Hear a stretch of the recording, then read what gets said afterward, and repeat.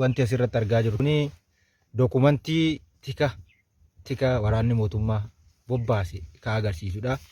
Namni kun waraanummaa leenjii isaa kan agarsiisu waraqaan ragaasaa kana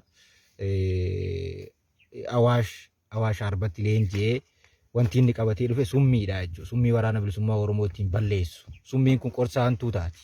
Isa kana keessatti shagameetiin yookaan saamsameetiin dhufaa jechuudha. As keessaa bahe poison yookaan waan daanjar ta'edha jechuudha. Wanni kun baay'ee hamaa waraana wajjin wanni nyaata wajjin waraanaaf laatama. Waraana bilisummaa Oromootiin dhabamsiisuudhaaf kan qabatee dhufedha jechuudha.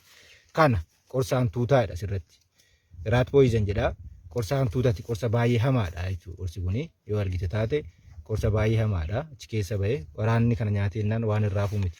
Inni kun yoo argitanii inni kun dokumentii inni sabboontota ittiin adamsaa ture kan isaan ittiin bifa xalayaatiin ittiin wal quunnamaa turedha. Namni kun rifeensa dheeresseeti gara waraanatti sabboonaa fakkaatee dhufe. Alaabaa baata piistoo yookaan shugguxii baata bifa waraana bilisummaa Oromoo fakkaachuu sabboonaa fakkaachuudhaan gara dhufe jechuudha. Keessaa waraana bilisummaa Oromootiin dabalamaa jedhee waan kana waraana fakkaatee sabboonaa fakkaatee akkasitti waan kana nyaachisuudhaaf kan dhufedha jechuudha. Wanti argitan kun kan waraqaan eenyummaa